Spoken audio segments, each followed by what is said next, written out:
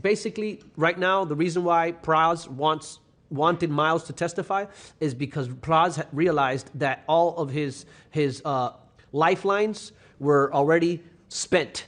And he realized that the DOJ was done with him, and they were ready to dust him off. And so now they wanted Miles to testify so that Miles lets everybody know and puts it on the record that all the information that Miles has on how many people are working for the DOJ, how many people are being paid, working for the CCP, being paid by the CCP, and even people who are working for our DOJ, for example, George Higginbotham, who was an attorney actively working for the DOJ when he was also working for the PRC and CCP. So Praz realized that he was on his last leg, and now he needed the guy he was trying to extradite, he needed him to save him. He needed to be saved by Miles, the guy he's been trying to extradite, because the DOJ, and guess what? They also passed the baton.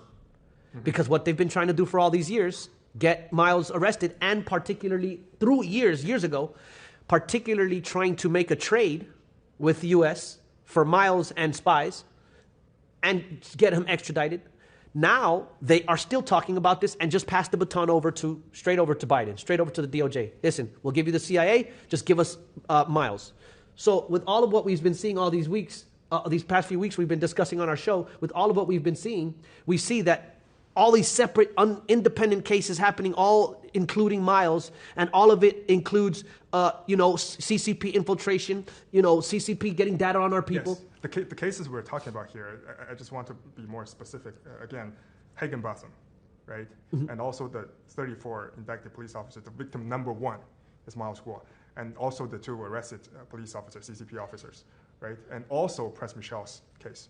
They all point to one person, who is Miles Guo. Right. Miles Guo was labeled victim number one in the 34 indictment of the 34 CCP police that were here in New York, that were named in the indictment as having these little, 5 people having 100 laptops and phones, all making these pages, all to target Miles Guo as victim number one, and on top of that, other victims and dissidents of the CCP, but number one victim being Miles Guo. And we see that this is what the CCP is doing. They've infiltrated our country. They've been able to build these police stations, and we see that this is their target. Yet we, knowing that our enemy has created all of these things, and we have all these things against them, we have all these trials and all these things against them, and we see what they've been trying to pull, knowing that our government gave them the gift and arrested Miles Guo. Yes, another 2 police officers who were arrested, they're just a representative, they're just leaders of those smaller groups, happen to live in New York City and running a secret police in New York City, and we know, like, just under that one umbrella, there are like,